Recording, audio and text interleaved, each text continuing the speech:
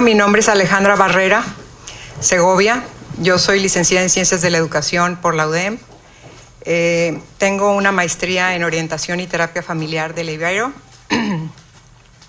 He realizado diplomados de Desarrollo Humano, Espiritualidad por el ITESO en Guadalajara, Hipnosis Clínica, Terapia Breve en el Instituto de Crecimiento Personal y Familiar y Sexualidad Humana en la Asociación Mexicana de Salud Sexual. Y actualmente estoy tomando una maestría en Psicología Clínica y de la Salud. Soy católica y pertenezco a un grupo de oración contemplativa donde coordino una comunidad de oración. Desde hace 9 años doy servicio de psicoterapia individual, de pareja y familiar, y me he dado cuenta que este tema de sexualidad es muy controversial, muchas veces es difícil de abordar, inclusive en la familia, porque hay muchos tabús, muchos mitos y creencias falsas acerca de la sexualidad. Yo y un grupo de 11 personas, doctores, sexólogos, psicólogos, armamos este Instituto Familia, Sociedad y Sexualidad con el objeto de informar a la sociedad en general acerca de sexualidad humana y que en familia se pueda abordar el tema con más naturalidad con los hijos, porque muchas veces por no hablarlo causa muchos problemas, mucho distanciamiento entre los hijos.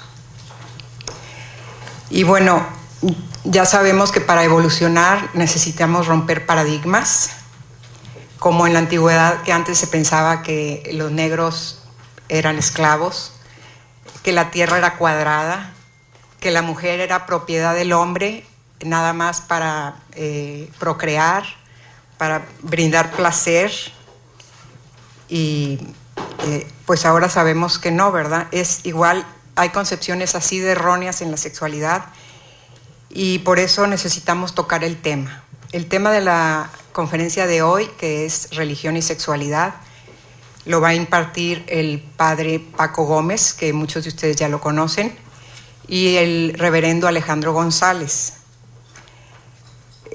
Las siguientes conferencias que va a haber, se va a repetir esta misma conferencia en Relaciones Culturales el próximo miércoles a las 7.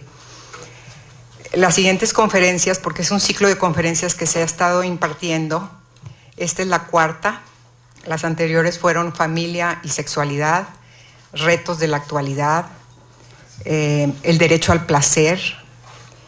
Las próximas va a ser heterofobia, miedo a la diferencia, matrimonio como opción y transexualidad infanto-juvenil.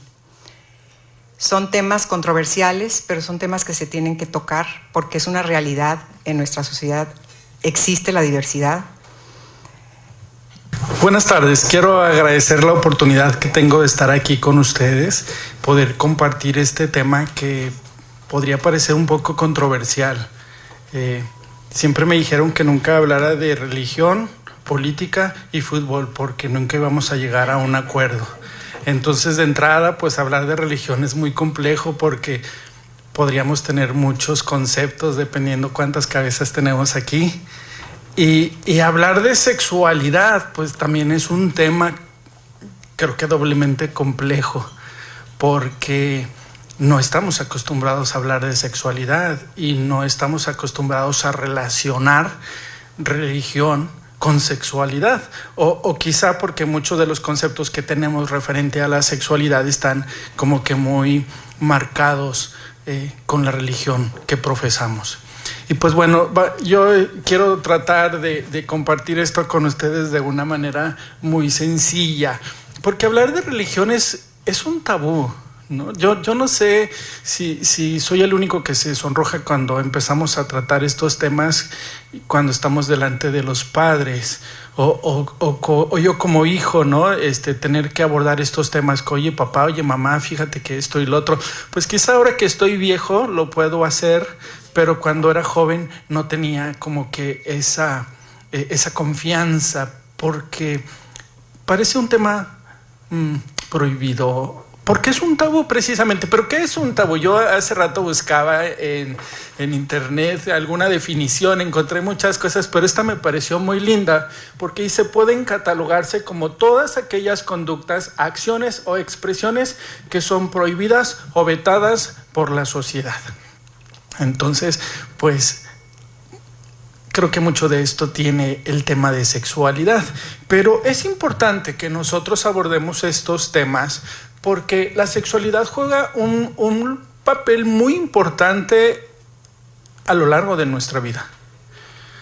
Y eso, aunque nosotros somos personas sexuales, pues pareciera que es un tema que no tenemos esa libertad. Sin embargo, es un elemento clave en el ser humano que modela todos los aspectos de nuestra vida, absolutamente todos los aspectos de nuestra vida. Por eso es importante que entendamos esto. No solamente es una cuestión que tiene que ver con nuestro cuerpo, también tiene que ver con las emociones, con lo social, con lo cultural y los valores que tenemos como creyentes, como hijos o hijas de Dios, también se ven como que muy regidos o lo ético, lo filosófico, lo espiritual.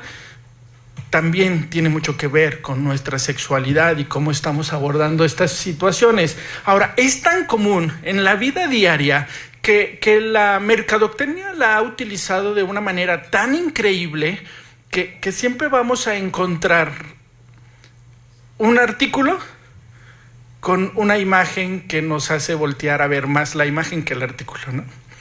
Porque o hay una chica con un cuerpo maravilloso o hay un tipo con un cuerpo fenomenal. La cuestión es que no entiendo todavía por qué precisamente tiene que ser de esa manera, pero nuestra vida diaria está bombardeada de imágenes de este tipo. Donde quiera, vamos manejando, vemos un espectacular, estamos en casa, vemos un anuncio. De hecho, todos los programas actualmente tienen un contenido muy elevado sexual. Y yo recuerdo que cuando era niño, a las 9, no creo era a las 8, salía algo de la familia Telerín, vamos a la cama, y entonces ya era la hora que nos mandaban a dormir porque la programación que seguía solo la podían ver los adultos. Pero ahora, desde las 8 de la mañana, empezamos a ver todas estas cuestiones, ¿no? Y es como la sexualidad ha venido a invadir y finalmente somos seres sexuales. Pero aquí hay algunos ejemplos, ¿no? De qué tan sexoso es la mercadotecnia y todo está relacionado con el sexo. Pero ¿cómo fuimos educados sexualmente? ¿Quién en algún momento nos educó en estos temas? ¿Nuestros padres? A mí no. En ningún momento papá o mamá se acercó a mí. A lo mejor le tocaba a mi papá, ¿no? Por ser hombre y pues explicarme algunas cuestiones que en algún momento iban a despertar en mi vida y de las que yo tenía que estar enterado. Pero yo creo que por lo menos los que estamos aquí no fuimos educados por nuestros padres en este tema. No sé ahora las nuevas generaciones. Espero que se haya avanzado un poquito. Yo no tengo hijos. Pero ¿cómo están estas nuevas generaciones? Que es bien importante, porque si no estamos siendo educados por nuestros padres en las cuestiones sexuales, estamos siendo educados por nuestros amigos. Y los que estamos aquí, muchas de las cosas que aprendimos en el pasar de los años, pues fue precisamente por lo que platicábamos cuando estábamos los amigos, ¿no? La mayoría aquí son mujeres. Yo no sé si las mujeres todas juntas platicando y no sé qué, pero los hombres sí lo hacemos, ¿no? O sea, nos juntamos y platicamos y cada quien nos hablaba de experiencias y siempre como con ese morbo, con ese pinceladas así un poco subidas de tono en las cuestiones, porque resulta que el chico más experimentado o el chico que había pasado la raya, ¡ay, wow! ¿No? O sea, era como el chico, pues todos queríamos ser él, porque era el más popular, el más experimentado, el que ya había tenido su primera relación sexual o compró una revista por ahí a escondidas y cosas así. Pero, ok, si no fueron nuestros amigos, fue la escuela. Pero a nosotros nos tocó, por lo menos a mí, fue en el 5º año de primaria, donde por primera vez en mi libro de quinto, todos queríamos llegar a quinto porque ese libro nos llamaba la atención, y lo único que nos hablaba era que traía el aparato reproductor femenino, el aparato reproductor masculino, y se acabó. No iba más allá. Ya en secundaria recuerdo que un maestro nos empezó a hablar sobre anticonceptivos y era así como que qué angustia, ¿no? O sea, qué pena con las chicas. Nos tocó exponer y teníamos que hablar de estas cosas y teníamos una pena de quién iba a ir a comprar, porque como éramos muy novedosos queríamos llevar nuestras pastillas anticonceptivas, queríamos llevar condones, pero nos daba una pena ir a la farmacia y comprarlos. Ahora están en el área de dulcería, ¿no? Ahí los podemos encontrar porque como traen sabores y cosas así. Entonces, es como ha evolucionado esta situación. Por eso es importante que también nosotros evolucionemos y estemos preparados para estas situaciones, porque los medios de comunicación lo han explotado a más no poder, y si no tenemos cuidado en estas situaciones, nos vamos a quedar estancados, nos vamos a asustar. Los jóvenes estarán creciendo, experimentando o investigando por ellos mismos, porque nosotros como adultos no estamos preparados para abordar estos temas tan importantes de la vida diaria del ser humano. Pero ahora entramos o fuimos educados por la iglesia. ¿Cuántos tuvimos esa oportunidad de que en algún momento fuimos a alguna clase y junto con el catecismo pues nos hablaban un poquito de estas cosas? Porque hemos escuchado muchas cosas sobre si hay que usar o no hay que usar preservativos, si el sexo es para disfrutarlo o es solamente para procreación. Y también creo que la iglesia se ha visto muy corta en las cuestiones sexuales, o nos lo han presentado como algo sucio y pecaminoso, ¿no? Entonces, pues, ¿qué vamos a hacer? Porque esto es parte de la vida diaria. Y podríamos llegar nada más aquí a una conclusión de decir, nadie nos educó. Nadie. Salvo que alguien haya tenido esa curiosidad y fue y tomó un curso como Ale, que anduvo investigando y se preparó aquí ya para entender y prepararse y compartir. Pero bueno, bendito Dios que ahora tenemos estas oportunidades de abordar estos temas. Era el otro lado. La cuestión es que mucho de la sexualidad, de nuestra vida moral, de nuestros principios, están basados, o creemos que están basados en la Biblia, ¿no? Pero curiosamente esta definición me encanta, o esta frase dice: la Biblia es la fuente de sabiduría moral de miles de personas alrededor del mundo que nunca la han leído, ¿no? Porque luego a veces, ¿no? Es que la Biblia dice, no sé ni dónde dice. Es más, ni siquiera, ¿no? Porque cuántas veces hemos escuchado, Dios dice, ayúdate que yo te ayudaré. La Biblia en ningún lado dice eso. En ningún lado. Pero son las frases de la abuelita, ¿no? Y ni dice. Sí dice muchas cosas. Que nos va a ayudar y que nunca nos va a abandonar y que estará presente en nuestras vidas. Pero esto es lo curioso, ¿no? Que precisamente la Biblia es donde está basada nuestra ética, nuestra moralidad, nuestros principios, pero nunca la hemos leído. No hemos pasado quizá leímos en algún momento algún evangelio y después seguimos y está medio aburrido y confuso o nos llama la atención Apocalipsis, pero está lleno de cosas muy raras, entonces creemos que es como ciencia ficción o no sé. Pero esa es una realidad también, y qué triste. Porque como iglesias también deberíamos de abarcar estos temas que son tan importantes en la vida del ser humano.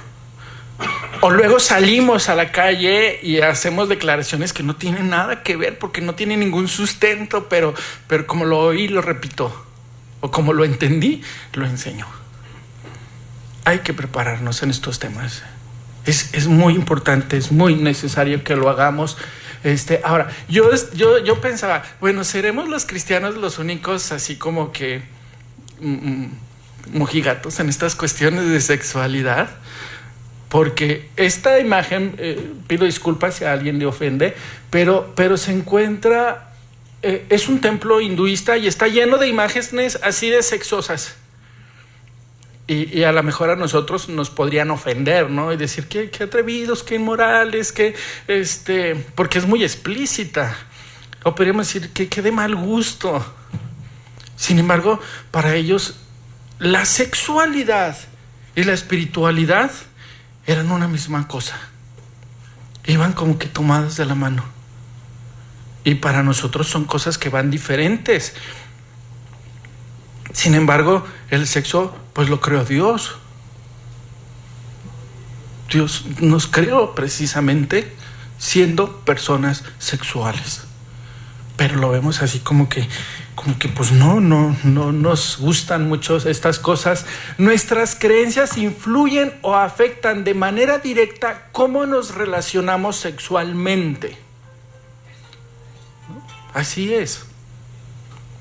Y hay muchas personas que sufren tremendamente en cuestiones sexuales, como la comunidad LGBT o los gays, las lesbianas, sufren tremendamente una situación porque se sienten sucios, porque se sienten pecadores, porque se sienten los renglones torcidos de Dios, porque alguien les dijo, los señaló, los condenó y era una abominación para el Señor. Y entonces no encontraron como que un abrazo de amor, no encontraron algo que llenara sus vidas, llenara de paz su corazón. Y para nosotros es muy importante este tema dentro de nuestra iglesia, porque no sé si ustedes sepan, pero es muy elevado el índice de personas de la comunidad que por ser gays o ser lesbianas se suicidan, porque traen un peso tremendo. Una culpa tremenda, se sienten sucios, se sienten indignos, se sienten pecadores, se sienten porque el padre le dijo, porque el pastor le dijo, porque la abuelita le dijo, y luego he tenido la oportunidad de platicar con gente que está en esta situación y me dicen, y yo les digo, es que Dios te ama. No, Dios no me ama porque la Biblia dice. ¿Dónde dice? No sé, pero mi abuelita me dijo, la Biblia dice y no me puede amar así como soy y cosas así. Entonces tenemos que empezar todo un proceso para hacerle entender y sanar su corazón primero que nada, porque luego no quieren saber de Dios y no quieren saber de la religión porque están tan dañados por la religión. Necesitamos nosotros cambiar, romper nuestros moldes, la manera de ver el sexo como algo sucio, algo prohibido, y tener esa apertura para poder abordar los temas con esa madurez, con una mente abierta, con entender, ¿no? Y no juzgar. Ojalá y podamos nosotros lograrlo. Pareciera que la religión se contrapone a la sexualidad, ¿no? Y esto es absurdo.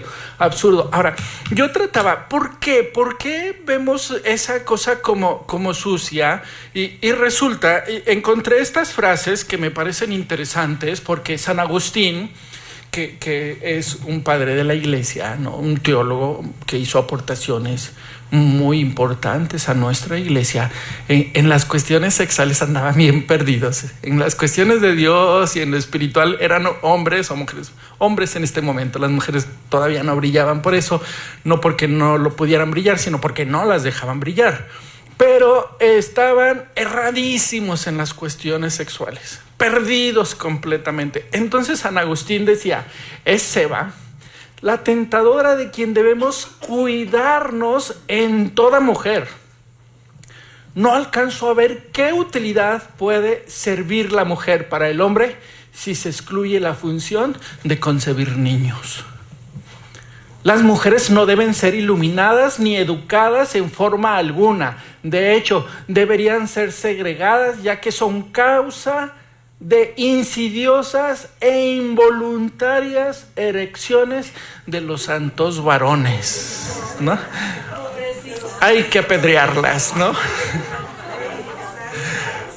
Entonces, pues esto, pues estaban así como llenos de telarañas, ¿verdad? Ahora, no les quitamos lo espiritual, porque gracias a estos padres de la iglesia, nosotros entendemos muchas cosas que tienen que ver con Dios y con nuestra espiritualidad, pero en las cuestiones sexuales estaban en tinieblas, ¿no? En el primer siglo, los debates teológicos...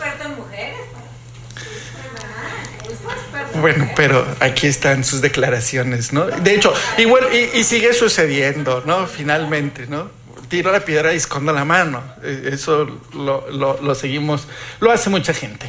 La cuestión es que en el primer siglo los debates teológicos así acalorados, ¿no? Si la mujer tenía alma o no tenía alma, ¿no? Porque pues como Dios sopló en Adán y no en Eva, entonces eran esos debates acalorados. Ahora, no necesitamos irnos tan lejos.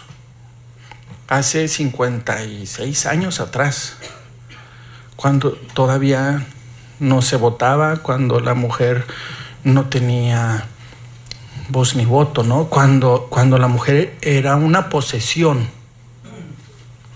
Entonces, pues estas cuestiones, como estaban en ese enfoque de congregar, de consagrarse a Dios, de dedicarse al servicio de Dios, de no tener esa esposa, ¿no? Que me va a quitar tiempo, que le puedo dedicar a Dios. Entonces, pues tenían todas estas ideas, pero pues no era el único que pensaba de esta manera. Aquí tenemos a Santo Tomás de Aquino. Un matrimonio sin relaciones carnales es más santo. Las relaciones sexuales frecuentes llevan a la debilidad de la mente. Entonces, pues así pensaban estos hombres, ¿no? Y no les quitamos lo santo, pero así pensaban. Ahora, si nos damos cuenta, esta manera de pensar, ¿cómo nos ha afectado? Y estamos en siglo XXI, ¿no? Todavía nos afecta, porque no tenemos esa libertad de hablar de cosas que son tan importantes y tan comunes en la vida diaria, que algo tenemos que hacer. Necesitamos nosotros ver cuánto de todos estos pensamientos todavía nos siguen afectando, ¿no? La sexualidad, su verdadero papel, dice, ¿suple nuestras necesidades afectivas? Aquí es una pregunta, ¿no? Porque a veces pareciera, hay gente que dice, ¿no? Es que, ay, me siento tan deprimido y me siento tan solo y me siento tan triste. Entonces, luego la gente cree que es una manera como me voy a quitar la depresión, o luego le achacamos, no es que estoy deprimido porque hace un buen tiempo que no tengo relaciones y me siento así como vacío, ¿no? Y de repente nos encontramos a una persona que está de gruñona y dice, ay, no, le hace falta.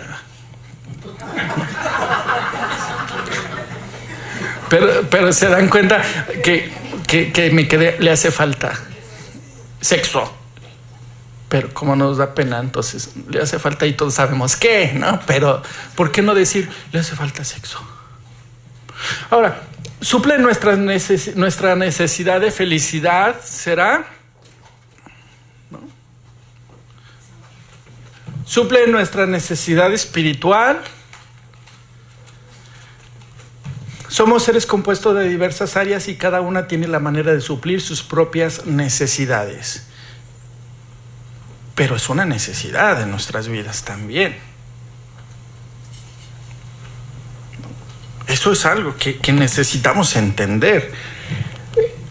Aquí hay algo que podamos ver en cuestiones de sexo. La asignación de género es el sexo físico, ¿no? Varón, hembra, intersexual, lo que antes llamábamos hermafrodita, ¿no? Que nacía con los dos sexos. Todavía eso sigue sucediendo. ahorita hay una lucha interesante porque están precisamente en ese debate de que dejen de operarlos porque están chiquititos. Eso antes lo decidían los padres, entonces resulta que los operaban y le quitaban su pene y lo educaban como niña y lo vestían como niña y se llamaba Marifer, pero llega un momento y él despierta sexualmente y dice, pues me operaron cuando yo era niña, pero yo soy un niño. Entonces ahorita hay un debate y una lucha en que no los operen cuando son niños, porque en realidad no depende de cómo yo lo voy a educar y cómo lo voy a vestir y cómo le voy a decir que se siente. Eso es algo más profundo que tiene que ver. La identidad de género puede ser masculino, femenino o no sé qué es esto, David, ayúdame.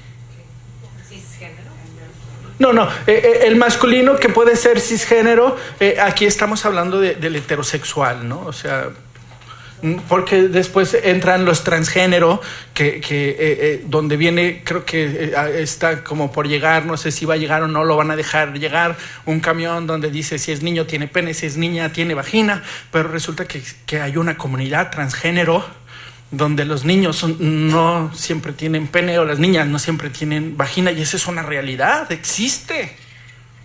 ¡Ay! ¿Qué porcentaje es?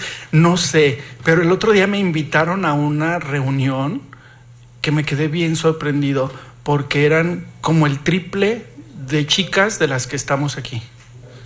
Todas eran chicas trans, guapísimas, increíbles, con unos cuerpos fenomenales. Entonces yo pensaba que eran poquitas, pero no, resulta que son un montón. Y cada vez tengo la oportunidad de conocer más. Y es muy interesante. Son maravillosas, ¿no? Pero pues a lo mejor alguien podría decir, yo pensaba así hace 7 años atrás, apenas tengo 7 años que llegué a Casa de Luz y entendí muchas cosas, pero para mí antes era un hombre vestido de mujer que se me parecía hasta grotesco. Ahora entiendo que es una mujer trans. O un hombre trans. Hay un niño que a veces nos acompaña a la iglesia que amo y que es, yo le digo que es mi hermano menor, Santiago González, como me ha apellido González, digo es mi hermanito, ¿no? Nació niña y ahora es un niño. Un caballero. Maravilloso, respetuoso y ama a su pareja. Una niña maravillosa. Que luego viene a nuestras reuniones, ¿no? Pero bueno, son cosas. La orientación heterosexual, homosexual, bisexual, asexual, pansexual, pues bueno, cada vez se están agregando más cosas. Por eso es importante que nosotros tengamos esa apertura, que las conozcamos, ¿no? Que sepamos de qué se tratan todas estas cosas que vamos a encontrar en la vida diaria, nos guste o no. Entender el respeto a la diversidad, hace poco yo puse en mi Facebook una frase que decía, no estoy pidiéndote que me aceptes, te estoy pidiendo que me respetes, ¿no? Respétame, nada más respétame, porque el derecho al respeto ajeno es la paz, ¿no? Y que podamos entender estas cosas que son tan importantes. Pues esto lo hemos visto aquí en nuestra ciudad, ¿no? En esas marchas que se han hecho tratando de defender a la familia. Son cosas que pasan. Esta tendría que haber estado más adelante cuando estábamos hablando de esta cuestión de los pensamientos de los padres de la fe de la mujer y luego pues ustedes se acordarán que antes a las mujeres las educaban precisamente para ser buenas esposas. Siempre saben cuál es su lugar y pues bueno, y decían, ¿no? Se casan de blanco porque combinan con el refri y con la estufa. Entonces, pues esta era como que la mentalidad que se tenía tremenda, ¿no? Y no podía ser de otra manera. No sé si ustedes vieron la película de Mona Lisa con... ¿Quién eras? Julia Roberts. Sí, ¿no? Yo vi a esta mujer y cuando yo vi esta película pensaba en mi madre, porque las fotografías de mi mamá sale así, se viste y todo eso, y tengo los papeles de la escuela y mi mamá, y resulta que le daban clases de administración del hogar y cosas así. Yo decía, qué vaciado, que nos las deberían de volver a dar porque ya no alcanza, ¿no? Pero esta es una realidad. Y todo precisamente por ese enfoque que tenemos machista, ¿no? Donde la mujer está como un segundo término, donde no puede estar al mismo nivel. Entonces, pues ya entendemos de dónde vienen esas cuestiones, ¿no? De por qué pensar que el hombre es santo de Dios y las perversas mujeres. Entonces, esta es una cuestión que necesitamos entender. Porque en la iglesia donde yo trabajo es una iglesia enfocada a la comunidad LGBTI. Está compuesta en su gran mayoría por gente gay, por gente trans, hay poquitos, por gente homosexual, y heterosexuales también hay poquitos. Y ya para terminar, solo quiero compartirles. Mi refugio siempre fue la iglesia. Siempre me refugié en Dios. La iglesia quedaba a 2 cuadras de mi casa, entonces para mí era un refugio donde yo encontraba paz, donde yo me sentía a gusto. Fui educado con un pensamiento cristiano tradicional. Llega un momento donde pues Dios cambió las fichas y llegué a la iglesia bautista, donde conocí a un Dios más permisivo, porque conocí la gracia. Entonces conocí un Dios que perdona, un Dios que salva, un Dios que restaura, un Dios que me da oportunidad con cada día de vida. La gracia es un regalo que Dios nos da y que nunca, nunca, nunca voy a poder pagar. Y se llama salvación. Y cuando yo me fui al seminario, yo hacía un trato con Dios. Y le decía, Dios, yo te doy mi vida. Y yo te sirvo de tiempo completo, pero cámbiame. Y esto era una petición que yo tenía constante con Dios. Fui líder de jóvenes en mi iglesia, en el estado, a nivel nacional. Y Dios me daba esa habilidad de llegar a la iglesia y de organizar y de hacer muchas cosas en la iglesia, y me apasionaba y amaba hacer todas esas cosas. Y de repente llegaba un papá y una mamá y me decían, ¿cómo quisiera que mi hijo fuera como usted? ¿Cómo quisiera que mi hijo o mi hija fuera como usted? Y estas palabras quizá podrían sonar maravillosas para cualquier persona, pero para mí eran una carga muy pesada, porque yo siempre pensaba, si supieran cómo soy, no quisieran que su hijo fuera como yo, o no quisieran que su hija fuera como yo, porque soy gay. Entonces eso no era para mí algo, y sufrí tremendamente. Cuando me voy al seminario le digo, Dios, cámbiame. Y pues no pasaba nada. En el 2º año me enamoré de un compañero y sufría tremendamente porque pues ahí vivíamos. Y nada más bastaba que él dijera sapo y yo brincaba. Y fue un año muy pesado porque aparte de hacer mis tareas, hacía las de él. Bendito Dios, se fue después del seminario.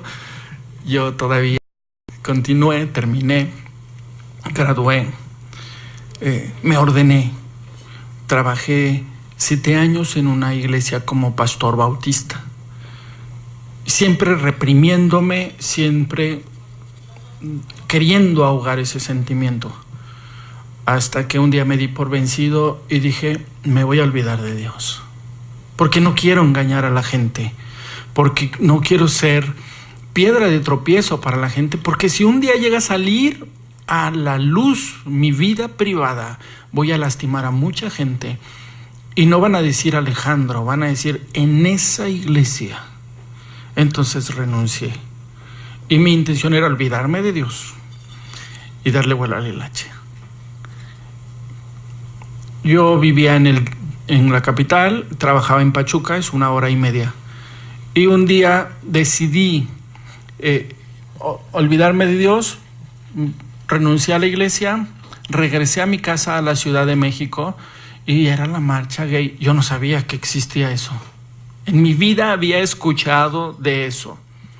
Ya tenía yo 40 años cuando supe que existía eso. Y en eso iba pasando una iglesia incluyente y me regalaron un separador de libros y los contacté y les dije: quiero saber eso que ustedes dicen de que Dios nos hizo, nos ama y nos enseña cómo somos, porque yo he buscado un milagro de Dios toda la vida y no lo he encontrado. Y yo sé que Dios tiene el poder para hacernos de nuevo si fuera necesario, porque para Él no hay nada imposible, nada.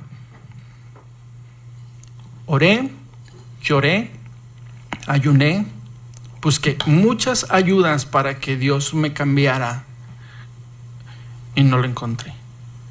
Pero ese día en la marcha que me dieron ese separador y después los contacté, entendí que Dios me dio un milagro totalmente diferente a como yo lo buscaba. Y el milagro fue haberme aceptado como soy y haber entendido que Dios me hizo, me ama y me acepta como soy. Y soy inmensamente feliz porque no me tengo que esconder, porque no tengo que engañar a nadie, porque puedo mostrarme a la gente como un cristiano. Y muchos compañeros del seminario y mucha gente que me conoce de la vida, de mi infancia, de mi cristianismo, que me hablan, me condenan, me dan toda una cátedra de pecado, del infierno y de cosas así. Yo les invito a que vengan y me conozcan y vean mi vida diaria, porque la palabra de Dios dice: por sus frutos los conoceréis.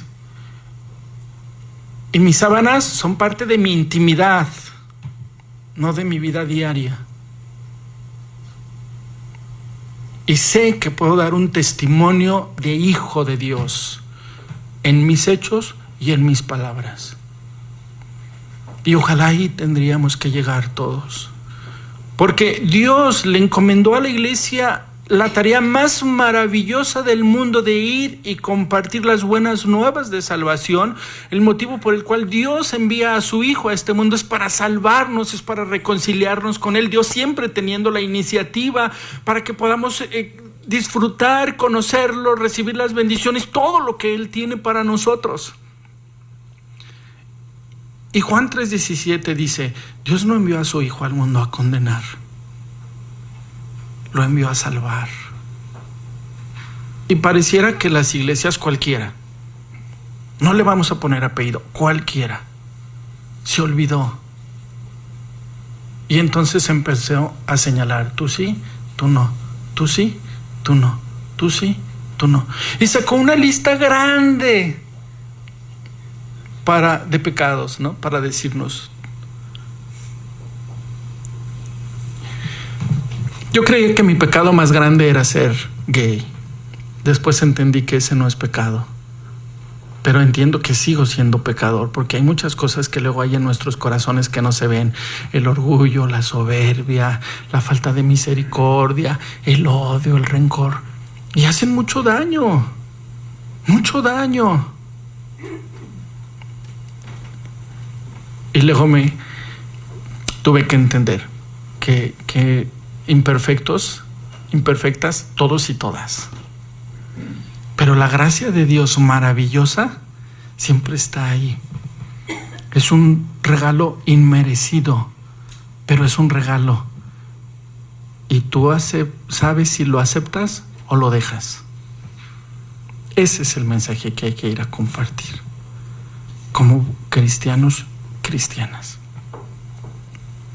Y no nos dé miedo hablar de sexo con esa mentalidad abierta.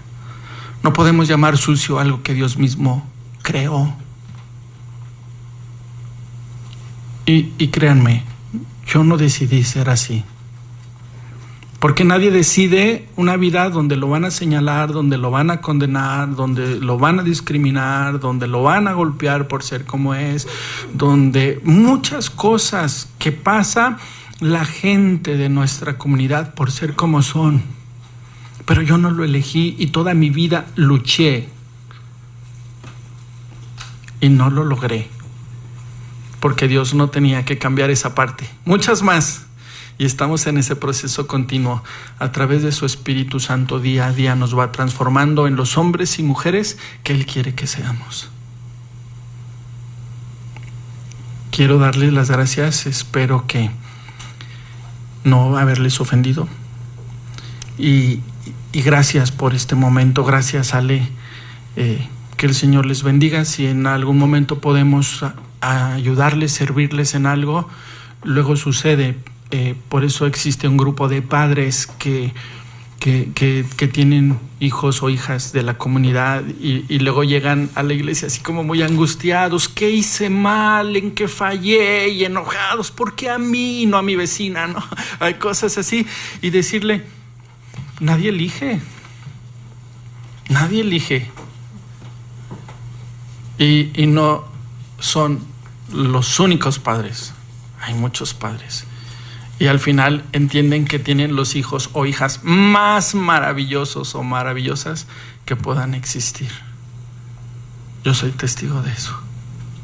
Dios les bendiga, mucho gusto y gracias.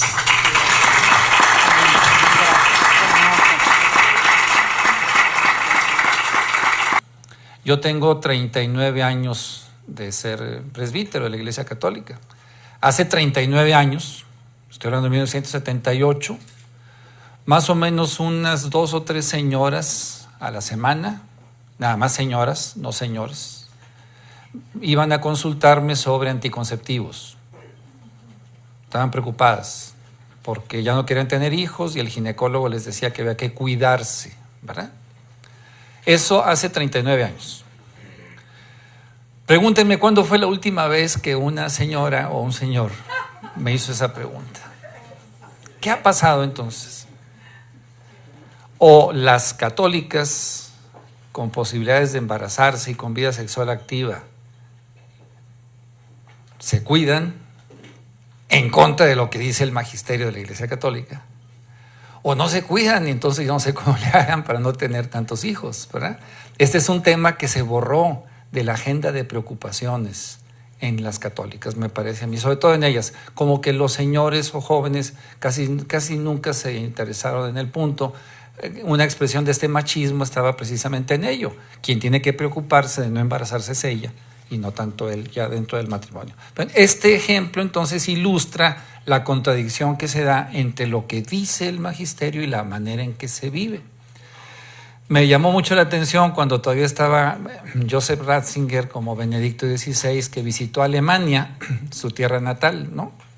Entonces estaban preparando y estaba cantando y todo, y le dicen, oiga señorita, ¿usted es católica? Sí, yo soy católico. ¿Y quiere mucho al Papa? Claro que quiero mucho al Papa, pues es alemán como yo, ¿verdad? Oye, ¿usted tiene novio? Sí, mire, Hans, un alemanzote. Oiga, ¿y tiene relaciones sexuales con Hans? Claro, pues nos queremos mucho. Oiga, pero no están casados. No, pero nos queremos mucho. Pero el Papa no está de acuerdo con eso. Bueno, eso dice el Papa, pero yo quiero mucho a Hans y quiero mucho al Papa, ¿verdad? Entonces, ahí está esta situación. Yo voy a expresar entonces opiniones personales, ¿verdad? Y voy a proponer una tesis. Me parece a mí que ha habido una evolución en la teología católica y también podríamos agregar en varias iglesias de denominación cristiana en torno al tema de la sexualidad. Y me parece que esa evolución ha sido positiva. Vamos a ver rápidamente 3 etapas diferentes que evidentemente serían fruto de una clase en algún seminario teológico de todo un semestre o de varios semestres, con respecto a la posición que tenía la teología clásica. Me refiero a la teología antes del Concilio Vaticano II, que es del 1962 a 65. Ya el hermano Alejandro anotó algunas de las características de esta teología. Santo Tomás de Aquino, San Agustín, todos estos grandes pensadores de la Iglesia que tenían su posición con respecto a la sexualidad. Luego lo que yo llamo la teología renovada, que no tiene que ver con la posición renovada de las iglesias cristianas, no. Es la palabra renovado viene aquí en contraposición con clásico, ¿verdad? Y que se da en torno al Concilio Vaticano II.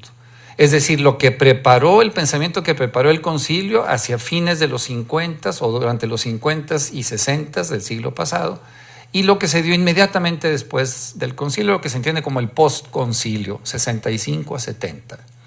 Y por último, lo que llamo la teología liberadora, que estaría aquí ya en la actualidad y que sería típicamente latinoamericana. Me refiero a la teología de la liberación, la teología del pueblo, que es preferentemente argentina, y lo que ha venido postulando el Papa Francisco, ¿verdad? Voy a presentar entonces rasgos de estas tres corrientes para ver lo que en mi opinión es una evolución que yo noto como positiva, ¿verdad? Al final, obviamente, podremos platicar y discutir y diferir, ¿verdad? En primer lugar, en mi opinión, la teología clásica fue influida por dos grandes fuentes. Por una parte, el dualismo platónico. Ustedes saben que Platón fue el primero que habló de la distinción que había entre materia y espíritu, cuerpo y alma, lo profano y lo sagrado, la tierra y el cielo. Esta famosísima frase de que el cuerpo es la cárcel del alma es porque decía que el alma, es decir, lo sagrado, lo santo, lo celestial, estaba encerrado en esto, ¿verdad? En este cuerpo que, a diferencia del alma, pues tenía sensaciones, tenía pasiones, tenía instintos, ¿verdad? Entonces, el cuerpo de alguna manera dificultaba el desarrollo del alma, ¿verdad? Y gran parte de la espiritualidad católico-cristiana se desarrolló en torno a esta influencia, ¿verdad? Vamos a ver en la última filmina que mi preocupación es que todavía ahorita, por ejemplo, hablamos de pláticas espirituales, ejercicios espirituales, retiros espirituales. Cuando yo estaba en el seminario, en los exámenes de conciencia que hacíamos para confesarnos, teníamos que revisar si nuestras conversaciones con los compañeros habían sido espirituales, si nuestras lecturas eran espirituales. Cuando se debatía si podíamos ver la televisión, algún formador nos dijo, bueno, siempre y cuando sean programas espirituales, ¿verdad? Entonces, esta distinción nos sigue acompañando muchas veces hasta la fecha, ¿verdad? Pero ahí tiene su origen y eso está comprobadísimo, no es mi opinión, ahí está que Platón fue el primero que marcó esta distinción. Comprenderán ustedes que fácilmente todo lo que era o tenía que ver con el alma, con el espíritu, con lo sagrado, con lo profano, con lo celestial que estaba de un lado, se le dio la connotación valorativa, era bueno. Todo lo que tuviera que ver con la materia, con el cuerpo, con la tierra, con lo profano, era malo, ¿verdad? De ahí que todos estos pecados, que después vamos a ver que son tan materiales, siguen teniendo esta valoración superior a los pecados que podríamos llamar espirituales. Vamos a detenernos un poquito en eso. Y en segundo lugar, la visión bíblica veterotestamentaria, el primer testamento, Antiguo Testamento, buscó desacralizar a la sexualidad para que la tradición judía israelita pudiera distinguirse de las culturas religiosas propias de la época, que como ya nos decía ahorita el hermano Alejandro, pues estaban plenamente sexualizadas, o sea, con toda la iconografía que tenían estas culturas religiosas, se valoraba sobremanera el sexo, entonces había que distinguirlo de alguna manera, y entonces vino toda esta condena a la sexualidad que prevalece en muchos libros del Antiguo Testamento, no en todos. Leamos el Cantar de los Cantares, por ejemplo, y es un canto, como su nombre lo dice, a la sexualidad, ¿verdad? Si uno saca completamente de su contexto esos textos, pues hasta podrá pensar que son textos pornográficos, ¿verdad? Y están marcados de esta gran relación que después Yahvé quiere establecer con su pueblo Israel. Curiosamente, la relación entre Dios, Yahvé, y su pueblo Israel casi siempre se presenta en términos esponsales, ¿verdad? La alianza entre Yahvé y su pueblo es la alianza entre el esposo y la esposa. ¿Cuál fue el problema con esta primera concepción de la teología clásica? Pues trajo consigo obviamente una condena de la sexualidad, que hace ratito, y quiero aclarar que Alejandro y yo no nos pusimos de acuerdo para esta presentación. Si ustedes ven muchas coincidencias, pues es porque así están, ¿verdad? Así son, ¿verdad?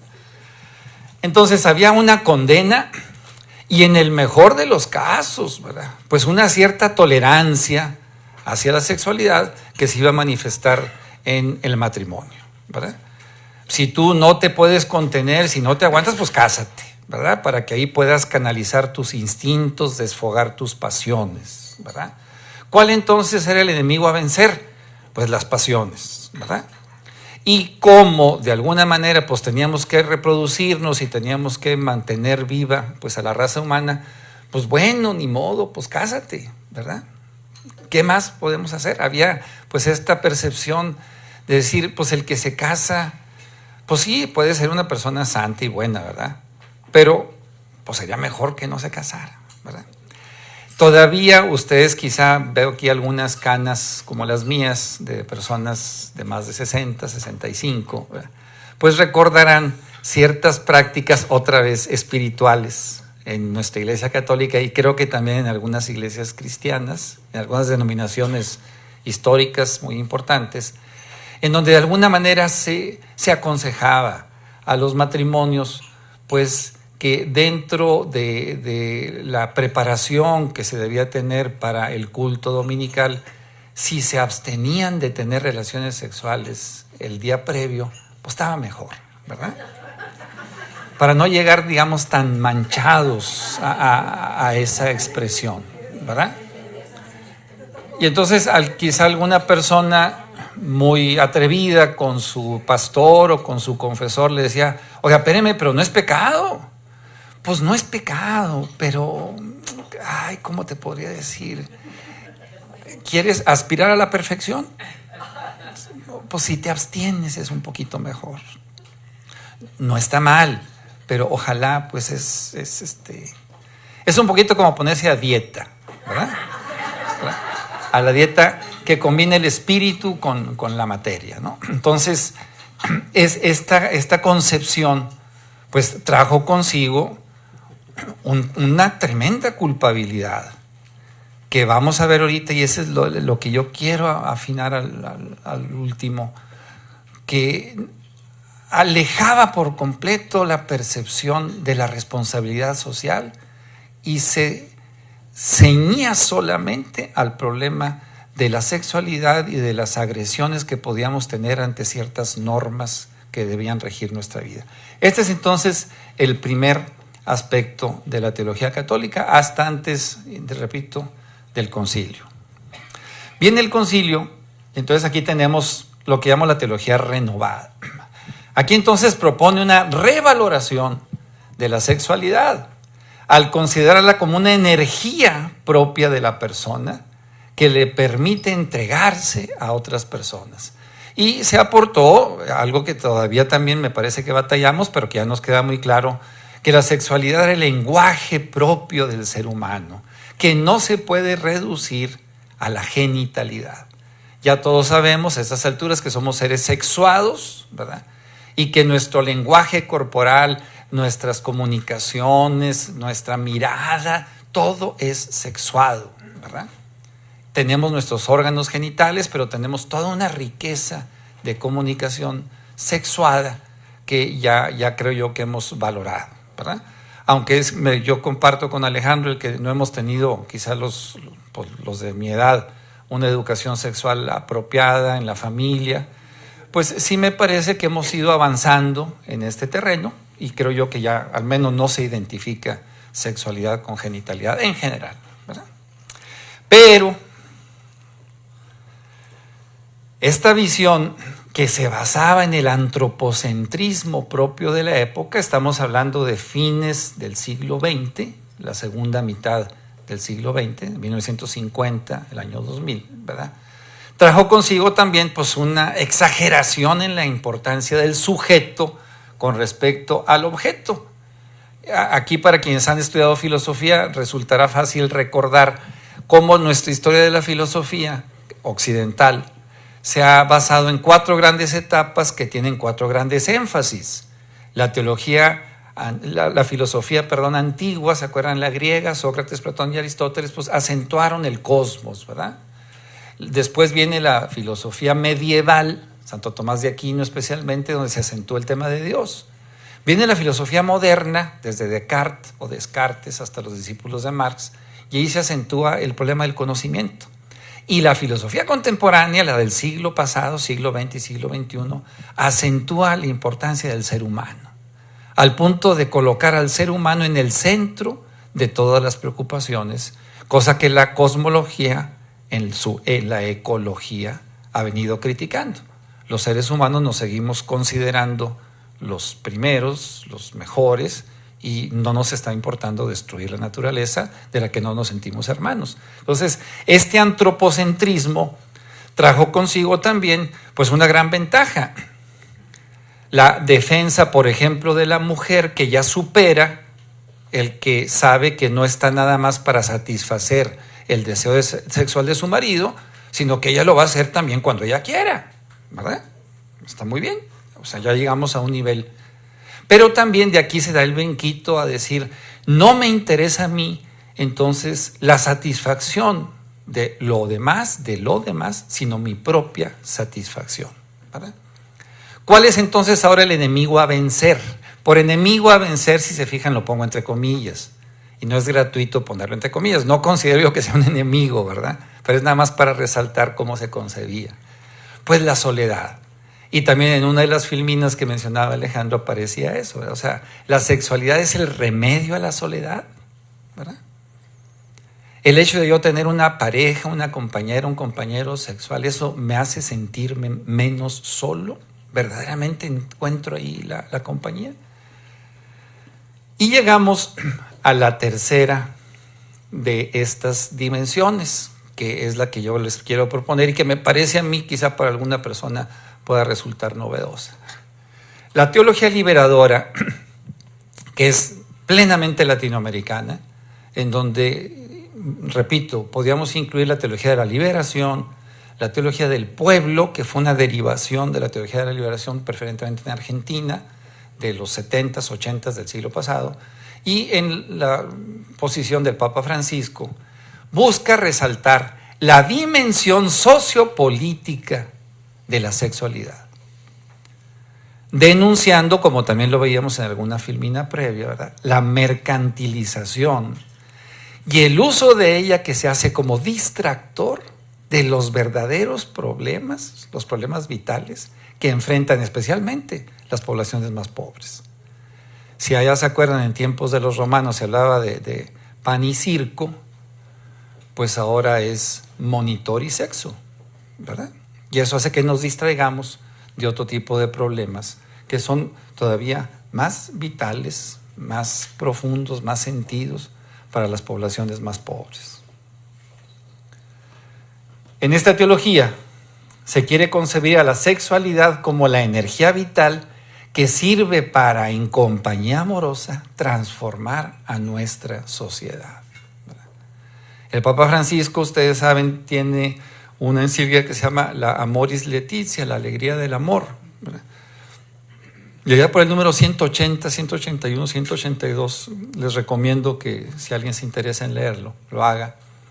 Tiene una referencia a cómo el amor de una pareja que se constituye en una familia no debe entenderse como el esfuerzo que vamos a hacer para cerrarnos y protegernos de los peligros que tiene la sociedad, sino que juntos tenemos que salir a cambiar esta realidad.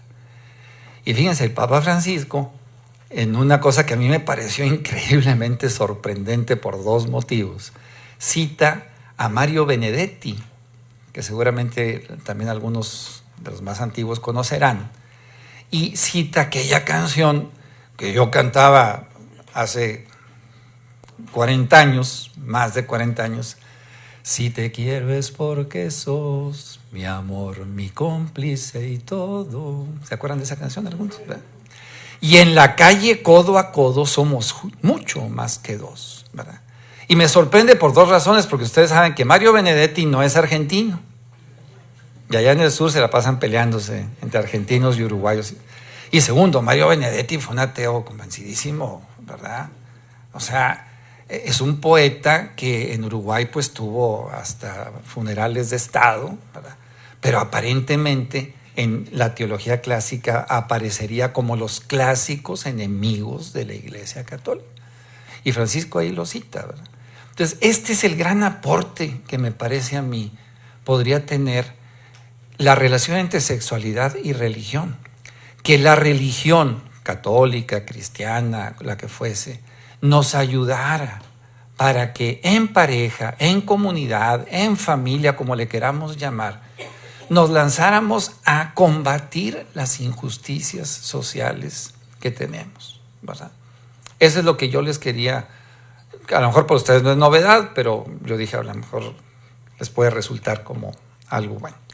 Y quiero ya concluir para acercarnos al tema, al momento de las preguntas o del diálogo, con una preocupación hacia el final, ¿verdad? Me parece que todavía hoy, en muchas prácticas teológico-pastorales, especialmente de la Iglesia Católica, pero me parece que de otras iglesias cristianas, prevalecen estos 4 asuntitos que habría que seguir trabajando. Primero, se sigue considerando la sexualidad como algo negativo, todavía el día de hoy, ¿verdad? Hay muchísimos ejemplos, tengo aquí en la cabeza 5 o 6, ¿verdad? Pero sigue interpretándose esto como algo negativo, sobre todo por su identificación con la genitalidad, todavía hasta el día de hoy. Eso nos ha hecho que de repente tengamos más defensas a la hora de la relación corporal, ¿verdad? Por ejemplo, en mi iglesia, en la Iglesia Católica, con los escándalos que hemos tenido de pederastia, pues hay un recelo al trato con los niños. Hay muchísimo cuidado al respecto. En algunas diócesis ya se dan normas para que los sacerdotes solamente saludemos de mano a los niños. Yo conozco hermanos míos, colegas obispos, que si se acerca un niño a darte un besito en el cachete, lo alejas, porque te pueden tomar una foto, porque eso puede servir para que te demanden. Y esto ocasiona que haya un recelo a todo lo que tiene que ver con la corporalidad, ¿verdad? No se diga si somos táctiles, si nos gusta acariciar, etcétera. Al menos en mi iglesia y en mi estado, decir, ese padre es medio lanzadito, ¿verdad? Sí, es medio mano larga, ¿verdad? Entonces, abusado. Entonces, hay un recelo tremendo este asunto de la corporalidad, y me parece que sigue dándose una reducción a la genitalidad. Pero más grave todavía, me parece que tenemos que avanzar más. Es que para muchas personas, todo lo que tiene que ver con la sexualidad es la causa principal de lo que se llama pecado, y que por lo tanto es lo que ocasiona más culpa, ¿verdad? Y se olvida, por ejemplo, todo lo que tiene que ver con justicia social. Cuando yo practico a veces con alguna persona que tiene un negocio, un empresario, una persona que tiene recursos, se quiere confesar. Y como le digo, no, padre, pues es que el otro día, pues ahí me eché una canita al aire, ¿verdad? Estoy casado y pues usted ya ve cómo son las mujeres, ¿verdad? Uno pues indefenso que está de estas cosas. ¿No? Santo varón que es uno, ¿verdad? Oiga, ¿y usted qué se dedica? No, pues yo tengo ahí una empresita. ¿Y qué tal, cómo trata a sus empleados? No, pues mal, padre. Porque lo trata uno bien y se suben, ¿verdad? Oiga, y en cuestión de salarios, prestaciones, pues lo menos que se pueda. Oiga, ¿y eso no le preocupa? No, pues así es la vida. El negocio es el negocio, ¿verdad? Me preocupa que vi una película pornográfica. Eso sí está mal, ¿verdad? Lo otro no está mal. Entonces, esta concepción que todavía está anclada hace siglos, me parece a mí que sigue ocultando lo que yo creo debía ser todavía más importante, ¿verdad? Y por último, ya hemos mencionado siempre muchas concepciones machistas que perviven, en donde la mujer debe estar al servicio del varón. Y entonces, por ejemplo, aquí en el Estado tenemos problemas ahí con respecto a las cuotas de género, de la participación política de las mujeres. Es un problema que uno supondría ya que ya debe haberse superado desde hace mucho tiempo, y seguimos los varones impidiendo esa equidad, ¿verdad? En las relaciones de familia, los cambios que se están dando en las parejas heterosexuales y homosexuales con respecto al rol que debe jugarse en la casa, pues sigue muchas veces, en mi opinión, ¿verdad?, presentándose esta idea, ¿verdad? Yo lo he comentado con algunas amigas mías, algunas de mis alumnas, que a veces mamás del siglo XXI, escolarizadas, habiendo estudiado aquí en el TEC y algunas de ellas con maestrías y todo, tienen a su hijito precioso, ¿verdad?, el Junior, ¿verdad?, que también siguió pues toda esta estela de éxito regiomontano, que implica forzosamente haber estudiado en el TEC, maestría en Estados Unidos, no Texas, ¿verdad? O sea, Estados Unidos es de Texas para arriba. O sea, maestría en Austin, en Houston, en Dallas, es maestría, hay que ir más para arriba. Entonces, cuando el Juno regresa y se va a casar, si se encuentra con una noviecita que más o menos tiene el mismo perfil, pues de repente la muchachita ya no es como fue su mamá, ni mucho menos como fue su abuelita. Pero esta mamá escolarizada, academizada, que estudió aquí en el TEC y todo, de repente, cuando ve que su hijo, su hijito, el juniorcito, se hace de comer, de repente lava los trastes, dice, ¿qué pasó? ¿A poco mi nuera así va a tratar a mi fantástico junior que tengo para toda la vida? No lo dice, ¿verdad? Porque pues no es políticamente incorrecto, ¿verdad? Pero ella está para servir a mi hijito, ¿verdad? A lo mejor exagero, quizá, para atenderlo, ¿verdad? Entonces me parece que esto sigue ahí presente. Si estas 4 cosas no las trabajamos, si se sigue considerando la sexualidad como algo negativo, si se le reduce a la genitalidad, si se sigue ausente la problemática social en ella, si todavía se da esta discriminación, pues no vamos a avanzar mucho que digamos. Y aquí con esto concluyo. Uno supondría que la religión en general pues debía ayudarnos para superar estas 4 cosas, ¿verdad? Y a veces yo comprendo, pues tenemos en base a aquellas ideas que aprendimos de hace mucho tiempo, pues algunos recelos con respecto, por ejemplo, a las posiciones del Papa Francisco, ¿verdad? A mí me llama mucho la atención, y lo he comentado en varios foros, pues yo conocí, al menos supe de su existencia, de Juan XXIII, ¿se acuerdan? Pablo VI, después Juan Pablo I, Juan Pablo II, Benedicto y Francisco. Yo no recuerdo, antes del Papa Francisco, que cardenales de la Iglesia Católica se hayan atrevido a criticar en público al Papa en turno, como lo han hecho con este, ¿verdad? Por una parte, pues qué bueno, ¿no? Que hay más libertad de expresión y todo eso. Qué padre, ¿verdad? Pero si se fijan, ¿en qué temas es en los que han criticado más al Papa Francisco? Y tiene que ver en sus declaraciones en torno a aquella famosa ¿quién soy yo para criticar, para condenar a los homosexuales?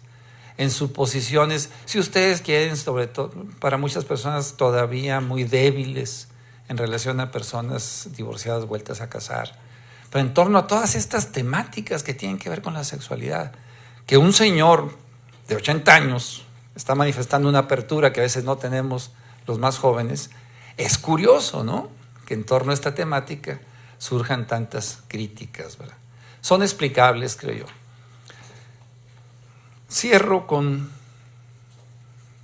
los retos, ¿no? Yo creo que la sexualidad, como la religiosidad y como la espiritualidad, que son todas manifestaciones del ser humano, pues deberían ayudarnos para ser más libres, ¿verdad?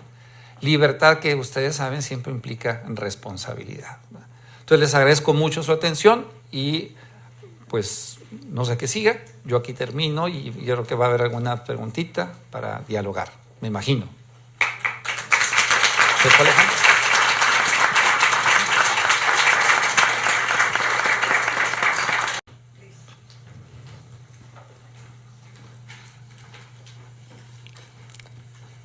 Bueno, mi pregunta se trata de la Iglesia Católica. ¿Por qué están muchos ministros, incluso el Papa, que están abiertos en contra del género? A pesar de la evidencia científica de que existe, de que hay una construcción sociocultural de esa parte de la sexualidad, siguen negándola, siguen asociando el feminismo con que se nos dice inclusive feminazis por aceptar y asumir que existe un género. ¿Por qué el pleito de la Iglesia? Gracias, José. Nomás otra vez para precisar, o sea, no es el pleito de la Iglesia. O sea, tú lo dijiste, fuiste muy precisa al principio, es de algunos ministros, inclusive a veces del mismo Papa. ¿Por qué? Pues no sé. O sea, pues debe haber puedo imaginar alguna respuesta, ¿verdad? Acuérdate que este asunto yo siempre he pensado que también detrás de este asunto, y también yo creo que Alejandro podría dar su opinión, siempre está, creo yo, el problema del miedo al empoderamiento de ciertas capas sociales. Me da la impresión de que ahorita todo lo que tiene que ver con feminismos está el mismo recelo que en su momento a fines del siglo XIX se tuvo, por ejemplo, con obreros, como también de repente se tiene con empresarios. En el siglo pasado se tuvo mucho temor a académicos y de repente al feminismo que logra tener ciertos avances legales en ciertos países, en ciertas constituciones, y eso creo yo, pero estoy hablando de lo que creo, no te puedo afirmar con certeza, puede minar un poquito el poder que tradicionalmente habían tenido también las iglesias cristianas en diferentes países y se pueden ver afectados en sus operaciones, pero creo, ¿verdad? No sé si tú quisieras agregar algo. Yo creo que tiene mucho que ver el pensamiento de Pablo que encontramos en la Biblia, de donde partimos, porque Pablo hace muchas recomendaciones. La mujer calle en la congregación, la mujer tiene que estar sujeta a su marido, el hombre es cabeza de la mujer. Si la mujer tiene alguna duda, que llegue a su casa y entonces le pregunte a su marido. La mujer no puede enseñar. Y todas estas cosas las encontramos en las Escrituras y creemos que porque están en las Escrituras entonces son santas y tenemos que aplicarlas.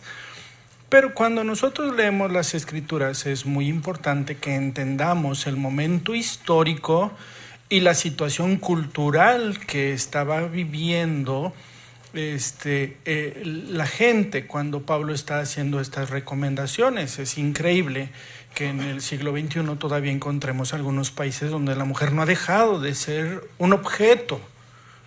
Entonces, yo creo que tiene mucho que ver porque finalmente son como que las raíces o los cimientos y seguramente hubo la generación antes a ustedes era un pensamiento, no, mija, usted cállese y obedezca a su marido y usted se casó y ahí se queda, y que una mujer se divorciara era impensable porque era la comidilla, ¿no? de la colonia, de todo mundo. Qué barbaridad. Y yo creo que las ideas religiosas son como que de donde parte todo eso que afecta, ¿no? Que no entendemos. Ahora es como contrario, porque por un lado Pablo dice que la mujer se calla en la congregación, pero luego llega un momento donde declara y dice que ante Dios ya no hay varón ni mujer, ya no hay esclavo ni libre, ya no hay gentil ni judío, ¿no? Entonces aquí luego encontramos esta parte maravillosa de Pablo donde nos dice que ante Dios todos somos iguales, y encontramos muchas referencias en la palabra donde vemos esta situación. En Romanos Pablo vuelve a decir, Dios no discrimina. Para Dios todos somos iguales. En Job encontramos también una declaración que dice, ante Dios tú y yo somos iguales, cualquiera somos iguales. Estos versículos para nosotros en la iglesia han sido muy importantes, precisamente porque como somos la comunidad LGBTI, es entendernos.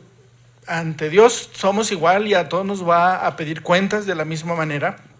Yo creo que de ahí parte esta situación que nos sorprende, como a veces la propia iglesia, ¿no?, es la que no lo acaba de entender o hace estas diferencias, pero pues de ahí parte. Me hacen una observación muy interesante de recuperar o mencionar la concepción de cuerpo que tiene San Juan Pablo II. Fíjense que una anécdota antes de responderla, porque sí, el Papa Francisco se detiene mucho en esta concepción en la Amoris Laetitia. En estos números que yo presenté, sobre todo hacia el número 120 por ahí, Francisco recupera de Juan Pablo II esta concepción. La teología latinoamericana, especialmente la teología de la liberación, en sus inicios, allá por los 70s, nunca se preocupó, o prácticamente no se preocupaba en sus textos sobre esta temática de la sexualidad, ni abordaba temas que eran como que clásicos en las teologías europeas. Yo estuve estudiando en Europa del 82 al 86, ubiquen la época, ¿verdad? Entonces acudía a algunos congresos y demás teológicos con teólogos europeos, cuyos temas fundamentales eran el celibato sacerdotal, las relaciones prematrimoniales, especialmente. Todavía del tema de la sexualidad en esa época, en esos congresos se hablaba poco. Y me decían algunos teólogos europeos, en son yo creo que medio de burla, ¿verdad?, e irónicamente, decían, oye, ¿y por qué ustedes los latinoamericanos no se interesan en este tema? ¿Verdad? Que es tan acuciante, ¿verdad? Responderles con otra ironía semejante, ¿verdad? Pero siempre respondía, bueno, es que los problemas en América Latina son de otro tipo, son más graves, ¿verdad?, en términos de justicia social, de distribución del ingreso, de pobreza, etc.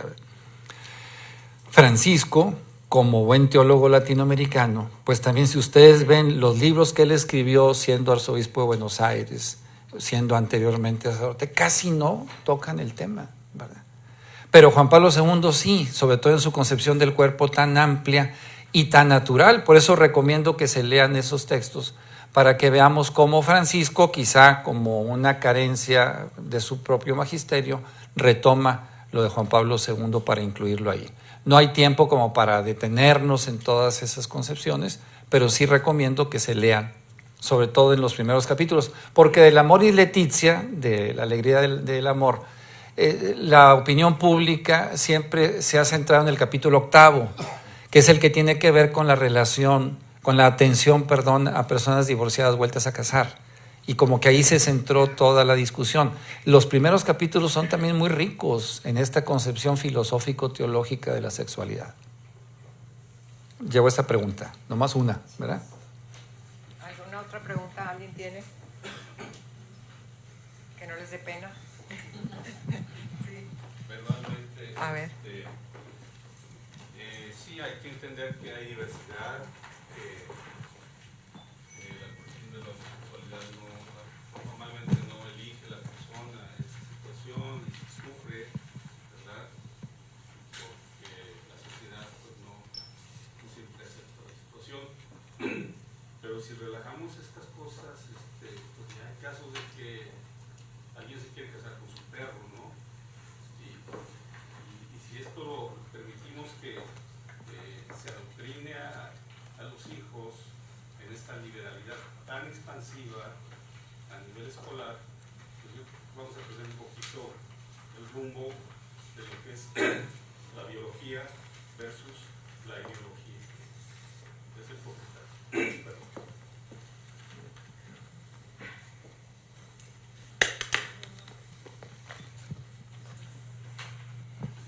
Mi pregunta está enfocada hacia todos estos foros y estos temas nos sensibilizan en la empatía con con quienes no han sido aceptados o con quienes han sufrido porque no eligieron tal o cual.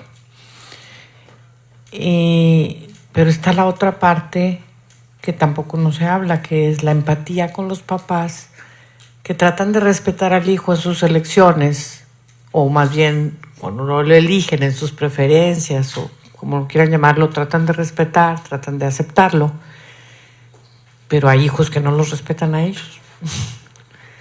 Entonces, qué padre que hay una iglesia que acoge a todos a los que no lo acogen. Qué padre que el Papa Francisco hace empatía con la gente que ha sido oprimida, con la gente que ha sido discriminada, no aceptada. ¿Y qué pasa con los papás discriminados?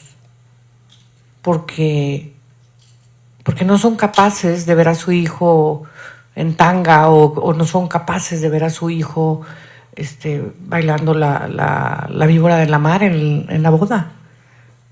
No, el respeto se debería de clamar en ambos sentidos.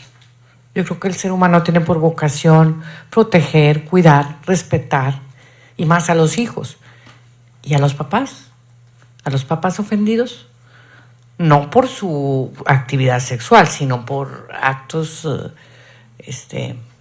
exhibicionistas, podría decirlo de alguna manera, no sé cómo llamarlo. Sí.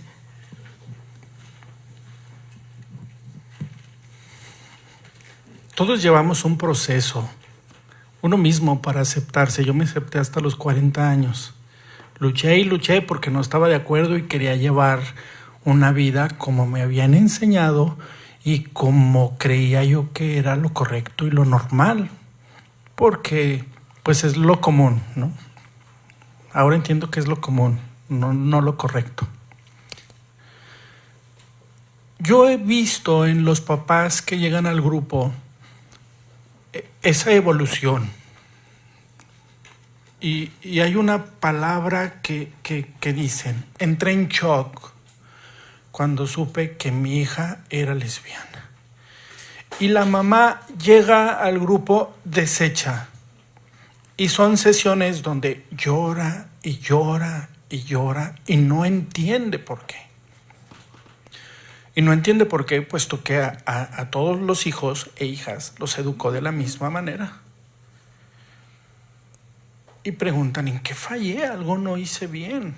¿O por qué Dios me está castigando de esta manera, no? Entonces, ellos llevan un proceso para entender. Y lo maravilloso es que el amor es más fuerte que cualquier prejuicio que podamos tener. Pero también los papás tienen que ir como que entendiendo, y yo creo que los papás se sentirán quizá ofendidos si el hijo gay llega en tanga o si el hijo heterosexual llega en tanga, ¿verdad? O sea, estas cuestiones no tienen que ver en particular de la comunidad LGBT. Pero una de las cosas que a mí me preocupan mucho, y lo he visto, es que cuando los papás no tienen esa apertura, aun cuando no lo entienden, y los señalan y los corren de casa, entonces los vuelven vulnerables y son presa fácil, y porque están totalmente desprotegidos. Y cualquier persona puede lastimar su corazón.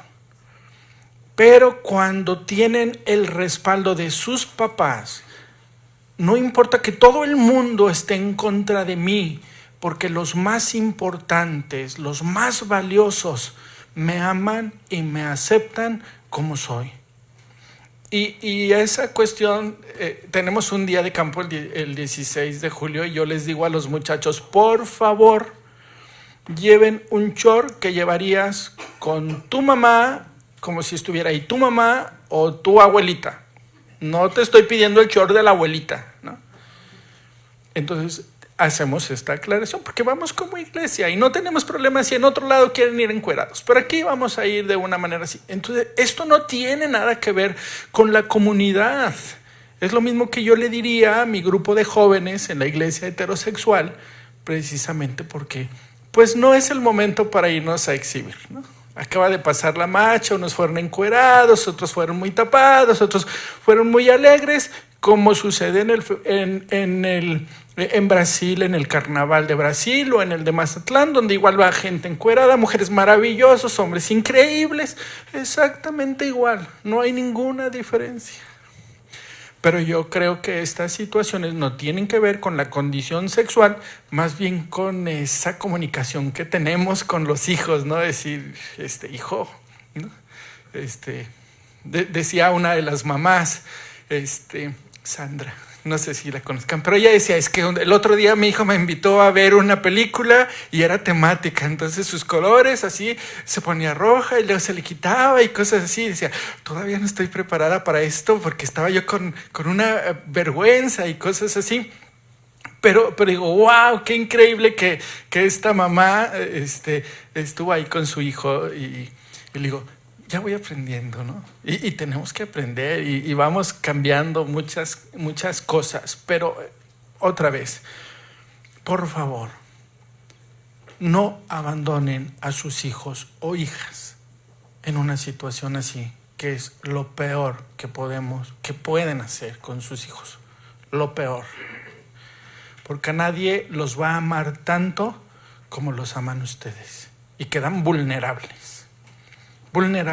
Y entonces encontramos a mucha gente de nuestra comunidad en excesos, porque no hubo quien los orientara, porque se sintieron solos, abandonados, encontraron refugio en otras cosas que lastiman tanto a alguien de nuestra comunidad como fuera de la comunidad.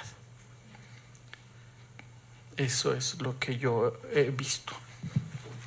Para contestar a tu pregunta, bueno, intentar contestar, una experiencia, hace unos 2 o 3 años, un joven que tenía hacia los 28, 30, hijo de una pareja, amigos míos, me busca y me dice, padre, yo soy gay, mis papás no saben, yo creo que mi papá sospecha, porque él estaba residiendo fuera del país y al ir a visitarlo, pues tenía un roommate, ¿verdad? Pero pues como que allí el papá medio empezó a sospechar, ¿verdad? 30 años que tenía casi este cuate, ¿verdad? Y me dice, quiero que usted le diga a mis papás. Evidentemente, pues ahí está manifestando pues el gran temor que tiene a abrir el asunto. Y es explicable, creo yo, ¿verdad? Yo le hice ver que no era correcto que yo tomara una responsabilidad que le correspondía a él, ¿verdad? Total, él hace el esfuerzo y todo, y se lo platica primero a su mamá, ¿verdad? Yo no sé si ese sea el proceso más indicado, pero en su caso sí resultó así, porque pues la mamá, entrando en este shock que tú mencionas y todo, pero pues quiere a su hijo como sea, y pues la mamá comprende y apoya, etcétera. Pero viene el siguiente paso, ¿verdad? ¿Cómo decirle al viejo, ¿verdad? Que pues obviamente es machito y se va a enojar y todo. Pasa el tiempo y por fin le dicen, ¿verdad? Y entonces vienen los papás a hablar conmigo también, ¿verdad? Pues ya aceptaron, pero ¿cómo hacerle? Etcétera. Y se viene a presentar el primer problema. Viene la Navidad, el hijo viene a pasar la Navidad con sus papás y quiere traer a su pareja, pues para convivir en la Navidad. Los papás no están de acuerdo, especialmente el papá. Y le dice con toda sinceridad, hijito, ya te acepté, pero espérame tantito, ¿verdad? O sea, no alcanzo todavía a dar ese paso. Yo hablé con el joven y le dije, a ver, tú calculas si ahora te corresponde a ti, pues respetar un poquito esto que ahorita Alejandro mencionaba, como es el proceso, la evolución en la aceptación de la persona. Aceptación que nunca va a significar aplauso, en mi opinión, pero tampoco condena, ¿verdad? Entonces tú eres así, perfecto, cuentas conmigo, yo te quiero mucho, etcétera, pero pues ahí vámonos respetando, diríamos, ¿verdad? Pero los dos vamos avanzando en comprender, pero que también creo yo sucede en las parejas heterosexuales. O sea, si el muchacho llega con su novia a la casa, ¿verdad? Y delante de la mamá se la pasa allí manoseando toda la noche, pues de repente la mamá se pueda sentir incómoda, por más que sea heterosexual la situación. El pudor siempre existe, creo yo, ¿no? Y en algunas circunstancias pues existe con más acentuación, ¿verdad? Más acentuadito. Entonces yo creo que sí, si vamos avanzando un poquito en conocer ciertas nomenclaturas y saber utilizarlas para tratarnos con respeto, pues es por ejemplo, en mi iglesia a veces con mucha facilidad le llamamos sectas algunas otras orientaciones religiosas, ¿verdad? Y la palabra secta, pues para muchas agrupaciones religiosas es ofensiva, ¿verdad? Entonces tenemos que cuidar mucho el no manejar eso, porque también la Iglesia Católica es una secta en ese sentido, ¿verdad? Con respecto a otras conformaciones sociales, también habría que tener ese respeto. Concluyendo con tu pregunta, yo creo que vamos a seguir avanzando en ese término, en esa problemática de la teología de la liberación, y fijémonos cómo, ya que hablaron de Leonardo Boff hace ratito, el giro ecologista que dio Leonardo, si ustedes ven en sus escritos semanales, están prácticamente centrados en ese terreno. Así como la teología de la liberación se abrió al problema ecológico, yo creo que también poco a poquito se puede ir interesando más en esta temática, ¿verdad? Lo que pasa es que al principio parecía muy europea, por eso sí lo comenté, ¿verdad? Pero obviamente pues no nomás es europea, ¿verdad? ¿Alguna otra pregunta? Perdón. ¿Quiere alguien hacer otra pregunta? ¿O que hayan escrito algo? Bueno, pues muchas gracias. A ver. Yo quisiera hacer nada más una precisión, disculpa que abuse de la palabra, pero en base a algunos amigos que por aquí veo, para ver la problemática que también se da en nuestra pastoral. Se acordarán que ya por el año de 1987, si mal no recuerdo, 87, 88, ustedes recuerdan que fue cuando se desató el asunto del SIDA, y que originalmente se asociaba solo a prácticas homosexuales. Después, y gracias al Magic Johnson, ¿se acuerdan de aquel basquetbolista?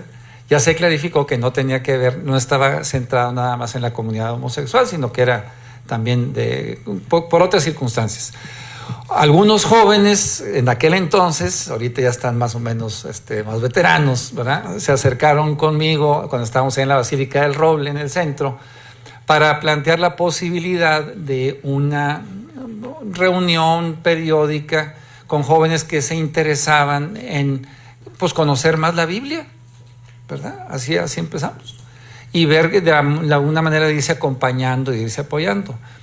Ustedes, los que son aquí de Monterrey o han ido al centro, ubican las características del Roble. Es una basílica que en las noches pues ya no tiene ninguna actividad, ¿verdad?